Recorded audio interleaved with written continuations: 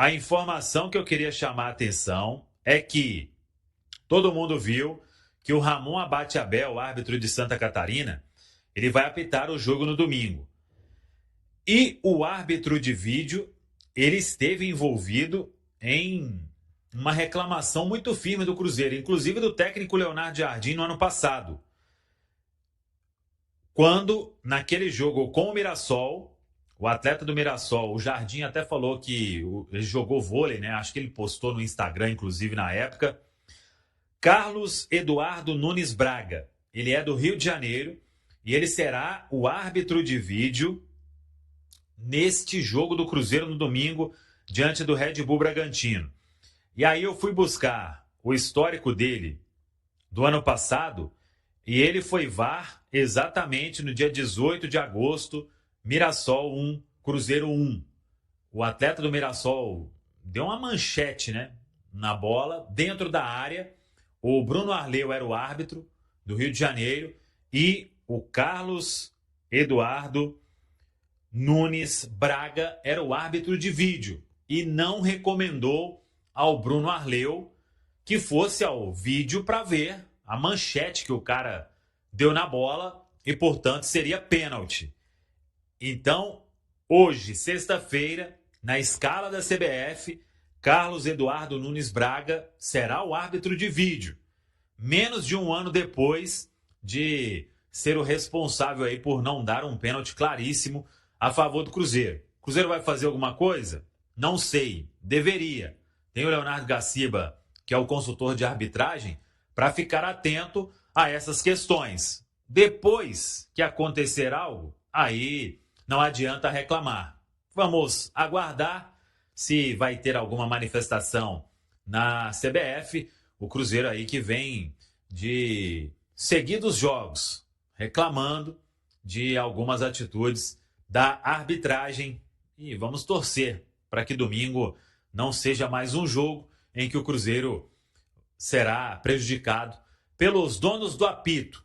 Se não for o cara que está apitando diretamente, o cara que está na arbitragem de vídeo. Eu fico com a impressão de que o elenco do Cruzeiro não foi bem montado para 2025. Não estou falando que o time é ruim. Concordo. O elenco não foi bem montado. Você vê assim, acho que a diretoria errou em apenas manter quem foi bem no passado. Cara, eu concordo e assim, sem nenhum oportunismo, tá? Porque eu falei isso em dezembro, falei isso em janeiro. Eu acho que o Cruzeiro, ele tem um 11 inicial muito bom. E alguma peça ali no banco de reservas, uma, duas, três peças interessantes. Mas o Cruzeiro, ele é uma equipe com titulares muito consolidados. E às vezes, esses titulares são consolidados não pelo que eles desempenham, mas pela diferença de qualidade para o banco de reservas. É claro, assim, por exemplo, um Caio Jorge, um Matheus Pereira, naturalmente eles seriam titulares absolutos. Vou falar de um Gerson também, pela qualidade desses jogadores. Mas já tem outras posições que você vê uma distância muito grande do titular para o reserva. Vou dar um exemplo. O Lucas Romero. Ele é um jogador que, na característica dele, para jogar ali à frente da defesa, ele é a única opção. Então, assim, a ausência do Lucas Romero faz muita falta pro Cruzeiro. Se a gente falar na defesa também, agora o Jonathan Jesus aparece, mas assim, não tem tantas peças. Eu acho que o Cruzeiro sofre sim. E aí, falando nas pontas, com os problemas físicos do Sinisterra, assim, a situação do Cruzeiro é bem complicada. Então, quando você precisa rodar peças, ou quando você tem problema de lesão, de suspensão, o Cruzeiro de fato sofre. E eu acho que faltou isso, assim. Acho que investiram muito no Gerson e se esqueceram de fazer um elenco mais competitivo e com mais opções. O Leonardo Jardim olhava para o banco de reservas no ano passado e ia substituir nos acréscimos, no fim da partida, porque muitas vezes ele não sentia confiança nos jogadores que ele tinha. E eu acho que esse problema não foi solucionado e falei isso durante o ano. Serão 4 meses com esse elenco, Hilton. Tendo a Copa do Brasil vai começar, a Libertadores, o Brasileiro, vai dar conta? Então o Cruzeiro cometeu um grande erro, que quando a gente olha pro elenco do Cruzeiro em julho de 25, esse elenco atual era mais curto que aquele. Aí chega em janeiro, o de agora, eles também não fizeram as mudanças de dezembro para janeiro, e aquele elenco de dezembro que o André já reclamava aqui, que o André já falava, opa, isso aí para a Copa do Brasil e reta final de Brasileiro, não vai dar. Que o Leonardo Jardim olhava para o banco e, opa, não vou mexer. Aí, ao invés deles ampliarem as possibilidades desse time, ela diminuiu. Hoje, olhar para o banco de reservas do Cruzeiro é pior do que o Leonardo Jardim olhava. Pensa como que o Leonardo Jardim virava, olhava para trás e as opções que ele tinha. Aí agora pensa, o Arthur Jorge virando e olhando. Para mim, Você tinha o Gabriel Barbosa, tem agora o Chico da Costa. Isso, desqualificou. Até Eduardo, Bolassi, foram importantes em algum momento. Tinham jogadores que davam uma força maior naquele conjunto ali do que esse agora. Esse agora, você tem mais dúvidas do que certezas. Quais são as certezas que você tem de pegar e colocar? Às vezes, você vai dar uma pastelada aí para tentar achar certeza.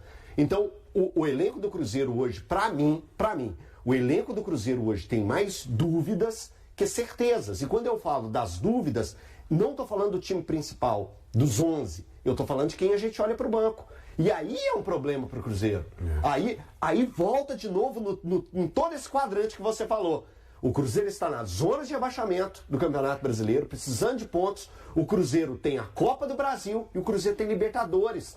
O elenco do Cruzeiro tinha que ser mais qualificado e com mais certezas do que dúvidas. Gente, eu não vou ser hipócrita agora nesse momento, não. Eu falei assim, gente, o Gerson, ele pega qualquer camisa do meio-campo e joga. Mas naquela época... Você estava lá também, você concordou comigo. Eu me sinto enganado, mas eu me sinto enganado pela diretoria do Cruzeiro, porque quando anunciou o Gerson, foi uma baita contratação. Vão trazer mais 3 igual ele. Eles falaram que... Não, reforçar ele igual ele, mas... Não, vão trazer mais... Não falar de 4 Hulk aqui, não. Eu pensei... Do que tinha até 3 Gerson. Não teve isso, não. Não, mas a diretoria do Cruzeiro... Não teve isso. Mas a diretoria do Cruzeiro disse que os valores do Gerson não atrapalhariam... Não atrapalhariam o projeto. A diretoria não prometeu. Quando veio o Gerson, eu pensei, grande contratação. Vai trazer mais uns 2, 3 caras pra jogar com ele. Só que não trouxe. Parou no Gerson, gastou todo o dinheiro num cara. É isso aí, eu me senti enganado. Até em um determinado momento, antes do Gerson vir, mas a negociação já estava acontecendo, teve a tentativa do Vitão, né? Então ficou todo mundo esperando. Vai trazer o Gerson, mas como tentou um zagueiro, vai vir outro e tal. E não aconteceu. Agora, mesmo naquela época, Elton, você vai lembrar, eu já falava de que, assim... Eu achava o valor muito alto e achava que o Cruzeiro tinha carências muito importantes. Maiores. E talvez até maiores do que ali no meio campo. E acabou que veio o Gerson, outras contratações que vieram, contratações abaixo. Aí eu vou falar novamente do Chico da Costa, que infelizmente eu acho que não agrega nada contra o jogador, o profissional, mas eu acho que é um jogador que está abaixo das necessidades do Cruzeiro. E de fato o elenco assusta. Eu acho que se o Cruzeiro tiver ausência de peças fundamentais, aí eu vou falar de Romero, Matheus Pereira e Caio Jorge, acho que o Cruzeiro vai sofrer muito, porque os reservas estão muito abaixo. E pelo lado do Cruzeiro, o que deve ser repetido contra o Bragantino, para o torcedor ficar mais tranquilo e, quem sabe, sair da zona do rebaixamento do Brasileirão? Boa noite, André. É sempre uma honra estar aqui. Eu acho que a segurança defensiva. O Cruzeiro fez um jogo muito seguro.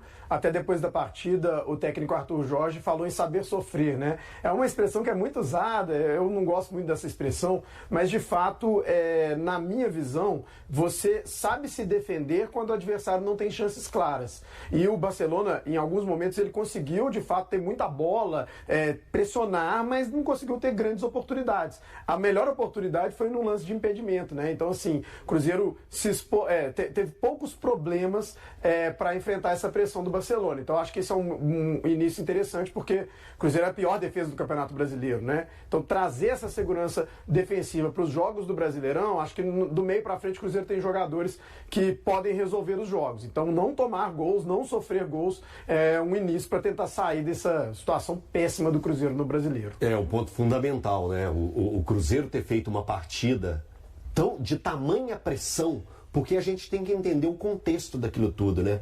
O Cruzeiro ele tinha feito uma grande partida contra a equipe do Vitória, o torcedor, mudou, é um novo Cruzeiro. Aí vem o jogo contra o São Paulo, um time frágil defensivamente, escancarou todos os problemas que o Cruzeiro já vinha tendo dentro do Campeonato Brasileiro, sofre 4 gols, é a pior defesa do campeonato, sofreu 20, né? 20 gols em 10 jogos, 2 gols em média. Então todo esse peso, toda essa pressão, ela vai para o jogo enfrentar o Barcelona, jogo em Guayaquil, pressão do torcedor.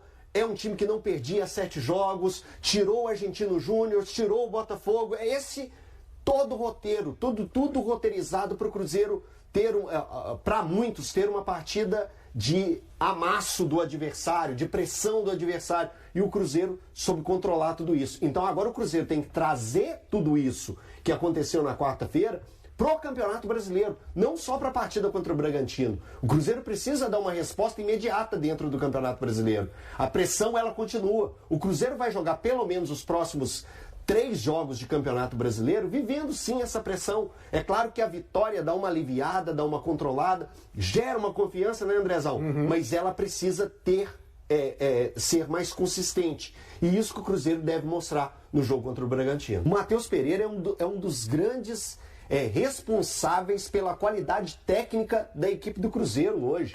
É um jogador de extrema qualidade, de muita qualidade. O Cruzeiro e o Arthur Jorge precisam trabalhar e bem esse atleta, porque tem de onde tirar. Porque se você encostar o Matheus Pereira, se você não contar com o Matheus Pereira, com quem você vai contar em qualidade técnica? É um absurdo o tanto de benefício que ele gera para a equipe do Cruzeiro. Então, o Matheus Pereira, Andrezão, eu sou defensor, assim, mas com unhas e dentes. Não, ele é o vice-artilheiro do Cruzeiro na temporada, mas, assim, vai muito além disso. É não só assistência, participação diretas em gol. O Matheus Pereira, ele é um facilitador do jogo do Cruzeiro. Sim. Ele está o tempo todo buscando a bola. É lógico, ele não faz todas as partidas nota 10. Tem dia que ele tem uma atuação abaixo, isso é normal. Acho até, por exemplo, a gente pode falar, o Caio Jorge não fez um grande jogo contra o Barcelona. Vai ter dia que o cara não vai fazer um grande jogo. Eu acho até que o Matheus Pereira não fez um grande jogo na semana, né? No jogo contra o Barcelona na terça-feira. Mas ainda assim, ele buscou o jogo o tempo todo e fez o gol da vitória. Então, assim, é o que eu falei antes. Eu acho que se o Cruzeiro, e no caso o Arthur Jorge, conseguir organizar o Cruzeiro defensivamente, porque a coisa está muito complicada, o Cruzeiro tem uma defesa que é a mais vazada do campeonato, o Cruzeiro tende a somar pontos, porque ele tem jogadores do meio para frente que conseguem resolver partidas. Eu estou falando principalmente do Matheus Pereira e do Caio Jorge. Então, assim, eu acho esse é o ponto principal do Cruzeiro. Ter uma equipe equilibrada. Porque do meio para frente a gente já viu que são jogadores de boa qualidade. Se a gente pegar a média do campeonato, o Cruzeiro tem jogadores que podem fazer gols. Ô André, muito me assusta alguns torcedores, às vezes eles tratam a equipe do Barcelona de Guayaquil como uma entrerriense, uma friburguense, um time que está a solta ao léu. Não, é um time qualificado. E o Cruzeiro, tinha uma estratégia para o jogo. O Cruzeiro precisava se proteger muito bem. E olha, o Cruzeiro conseguiu fazer um jogo contra o Barcelona que não gerou à equipe do Barcelona grandes momentos de perigo para o Cruzeiro. Chance clara, o Matheus Cunha não fez nenhuma grande defesa. A grande defesa que ele fez já estava anulado o lance. O lance já era lance de impedimento. Então a gente tem que entender também qual foi o contexto do Cruzeiro naquele jogo. Mas o Matheus Pereira, das situações que o Cruzeiro tem vivido na temporada, ele é um dos principais destaques, se não é o principal destaque. Você levantou a questão aí do Barcelona. Vocês acham que há uma... Não sei se é uma ilusão, a ilusão seria a palavra certa, ou o brasileiro, quando se pensa em Libertadores Sul-Americana, antes do jogo, a equipe brasileira é a melhor que tem. Fala assim, não, vai jogar contra o Barcelona, vai jogar contra o Porto Cabelo, tem que ganhar, não tem jeito. Depois que dá o resultado, se ganhou, ganhou de ninguém, se perdeu, porque o outro time era muito bom. Eu acho que é por aí. Até assim... Mas é um problema nosso, né? O problema do brasileiro amante do futebol. Sem dúvida, mas assim, nos últimos anos, na Libertadores, a gente tem visto uma hegemonia brasileira. Isso é inegável, aí principalmente Flamengo, Palmeiras, mas tivemos na final Fluminense, Santos, Atlético Paranaense, Atlético, Botafogo. Atlético Mineiro e Botafogo, enfim. Então, assim, a gente tem tido uma hegemonia, mas enfrentar um adversário em outro país, com uma logística complicada, e em muitos casos tem altitude, o jogo na prática, mesmo o time brasileiro muitas vezes sendo superior tecnicamente, tendo uma folha muito maior, o jogo lá é duro. Então assim, a gente, até o Elton mesmo estava comentando em um grupo nosso de mensagens, enfim, os números dos brasileiros nessa primeira rodada. Os brasileiros sofreram muito nas competições sul-americanas. Só pegar aí, o Atlético perdeu. Dos 7 brasileiros na Sul-Americana, por exemplo, o André, só o São Paulo venceu. Só o São Paulo venceu. E na Libertadores também, os times tiveram muita dificuldade. Muitas dificuldades. E aí a gente está falando, por exemplo, Botafogo empatando em casa. O Botafogo na Sul-Americana, o Grêmio perdendo fora, lá no Uruguai, o Flamengo ganhando com a ajuda da arbitragem. Flamengo ganhando com a ajuda da arbitragem. Palmeiras ficou no empate. Fluminense ficou no empate. Não é fácil não, jogar fora do país é sempre muito complicado. Então é uma vitória muito grande do Cruzeiro em um grupo assim, é o grupo mais difícil da Libertadores. A gente imagina que as duas vagas vão estar entre Cruzeiro, Boca Juniors e o Barcelona. Então você pega um rival direto, ganha na casa dele, pô. Já é um passo. O Gerson tá devendo. Mas imagina, se o Gerson atingir o seu melhor, ou às vezes nem precisa tanto do melhor do Gerson, porque o melhor do Gerson é aquele que a gente viu no Flamengo, na seleção brasileira.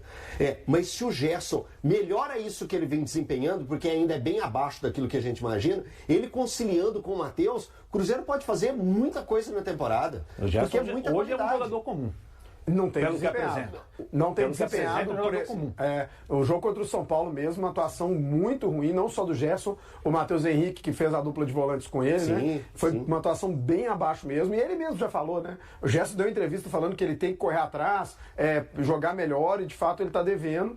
Mas assim, eu acho que eu prefiro dar tempo para os jogadores do Cruzeiro, porque estava tudo tão ruim com o Tite, que eu acho que é um processo de recuperação com o Arthur Jorge. Algumas peças já mostraram ali algum tipo de recuperação, então não dá para duvidar de um jogador da qualidade do Gerson. O Cruzeiro hoje, quando a gente pensa no trabalho do Tite, né, existia um edifício, o Tite implodiu esse edifício, foi todo derrubado, e agora o Arthur Jorge tem que começar a construção de um edifício novamente. Então não é da noite para o dia que você resolve isso, nem não é com 2, com 3 jogos.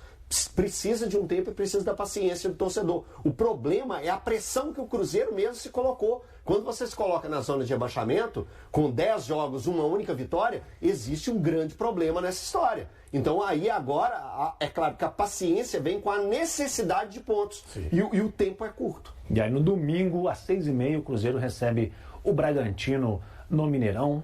Vai ter o apoio da torcida. A torcida vai ajudar o Cruzeiro nesse momento a sair da zona do rebaixamento. A estreia do Cruzeiro na Libertadores 2026 foi positiva. Com um desempenho consistente, especialmente no sistema defensivo, a equipe celeste superou o Barcelona de Guayaquil por 1-0, na primeira rodada do Grupo D. Um dos destaques da partida acabou sendo incluído na seleção da rodada do torneio. O meia Matheus Pereira foi escolhido pela Conmebol para compor o time ideal da rodada inaugural. O camisa 10 foi decisivo no Equador ao marcar o gol que garantiu o triunfo cruzeirense. Além disso, ele vem se firmando como peça-chave na temporada, liderando diversos números ofensivos da equipe. O gol saiu aos 7 minutos da etapa final. O lateral direito Fagner avançou pela direita e fez um cruzamento preciso para Matheus Pereira, que apareceu bem e apenas desviou de cabeça. Sem chances para o goleiro Contretas, garantindo a vitória no estádio Monumental. Além de Matheus Pereira, outros 3 jogadores de clubes brasileiros também foram selecionados para a equipe da rodada da Libertadores. O zagueiro João Vitor, do Mirassol, e os atacantes Kaique, do Corinthians, e Bruno Henrique, do Flamengo, também aparecem na lista. Assim como o meia cruzeirense, todos balançaram as redes nas estreias de suas equipes na competição. E aí, galera, o que acharam? Deixem suas opiniões nos comentários. Não se esqueçam de deixar o like, se inscrever no canal e ativar o sininho para receber as notificações. Até mais, Nação Celeste! Vamos pra frente!